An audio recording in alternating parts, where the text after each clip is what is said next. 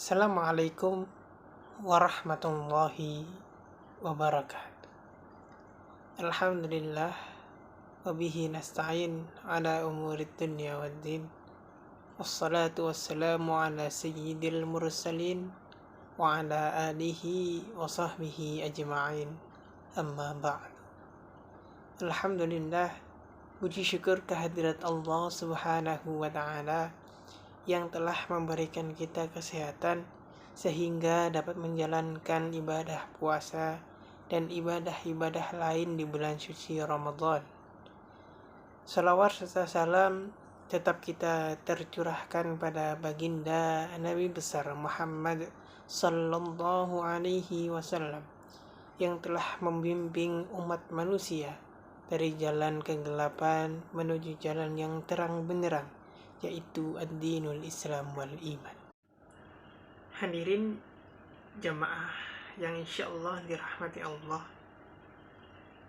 yang akan saya sampaikan yang pertama, saya akan menjawab soal UTS pelajaran retorika yang dosen pengampunya Al-Mukarram Bapak Sunarto.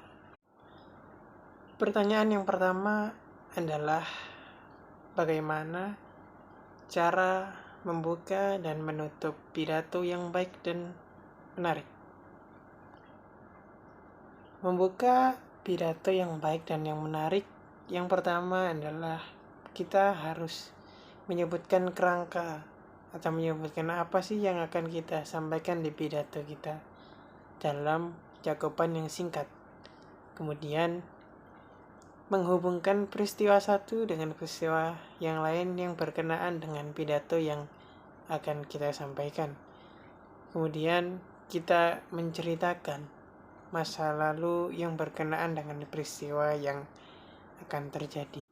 Sementara itu, bagaimana cara penutupan pidato yang baik dan yang menarik? Cara yang pertama adalah kita menyimpulkan dari isi pidato yang kita sampaikan tadi, kita simpulkan menjadi singkat, jelas, dan bermakna.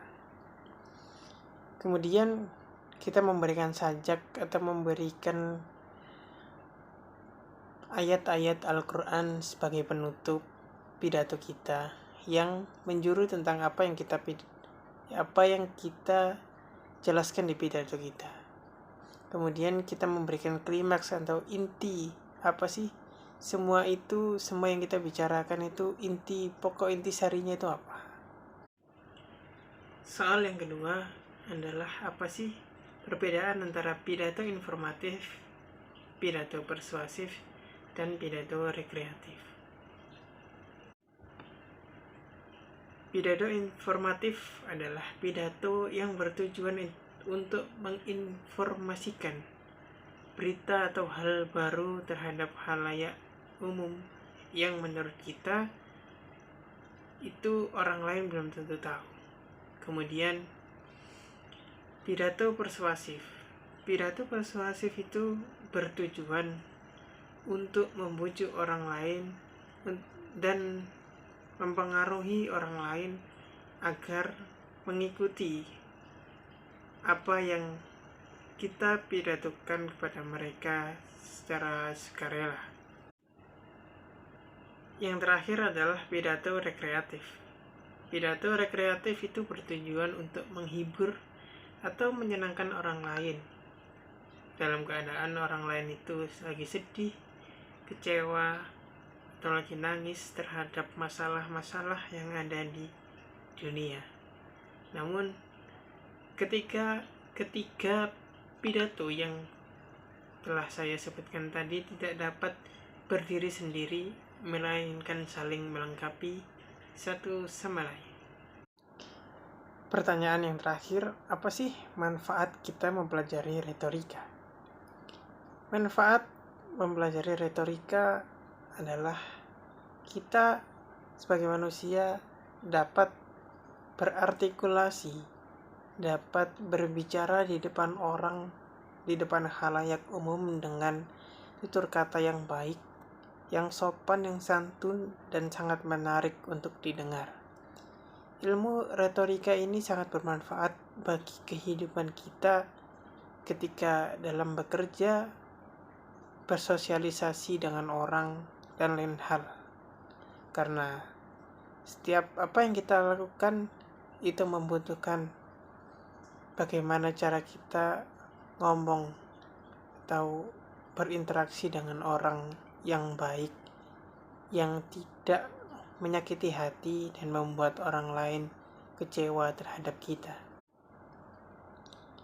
Allah berfirman dalam surat Al-Isra ayat 23 yang berbunyi, A'udzu billahi minasy syaithanir rajim.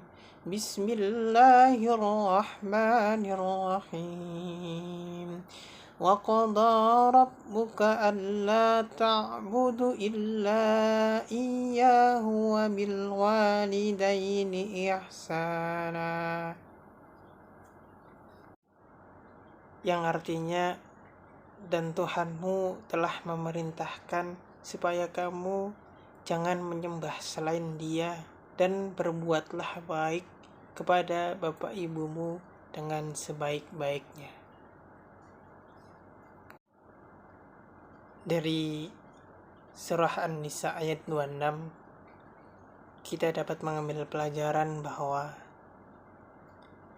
di muka bumi ini yang utama yang perlu kita bahagiakan adalah orang tua. Yang perlu kita buat senyum, yang perlu kita senangkan adalah orang tua. Karena ketika orang tua senang, ketika orang tua ridho terhadap apa yang kita lakukan, maka kesuksesan akan menanti kita di masa depan. Sebaliknya, ketika orang tua marah, orang tua kecewa terhadap perlakuan kita kepadanya, maka tidak ada pintu kesuksesan di kemudian hari. Karena ridha Allah tergantung ridha orang tua kita, dan murka Allah adalah tergantung murkanya orang tua terhadap kelakuan kita. Maka sebagai muslim dan muslimah yang baik, jagalah orang tua selagi masih ada. Jangan sampai kita mengecewakan, walaupun terkadang tanpa kita sadari perlakuan kita itu mengecewakan hati mereka. Maka setiap harinya kita harus selalu minta maaf kepadanya. Mungkin dalam sehari kita sudah mengecewakan hatinya. Jangan sampai perbuatan kita membuat mereka nangis. Karena Allah sayang mereka, maka kita sebagai hamba harus lebih sayang kepada orang tua. Ketika orang tua meninggal, satu ataupun keduanya, maka kita membahagiakannya hanya dengan doa, tidak bisa dengan perlakuan. Maka sebelum kita kecewa, sebelum kita mengecewakan mereka, sebelum kita sedih karena ketika mereka hidup kita tidak bisa membahagiakan, maka kita sekarang berbondong-bondong untuk membahagiakan mereka. Hadirin jamaah yang insyaallah dirahmati Allah, mungkin ini yang dapat saya sampaikan. Kurang lebihnya saya mohon maaf. Ihdinas siratal mustaqim. Assalamualaikum warahmatullahi wabarakatuh.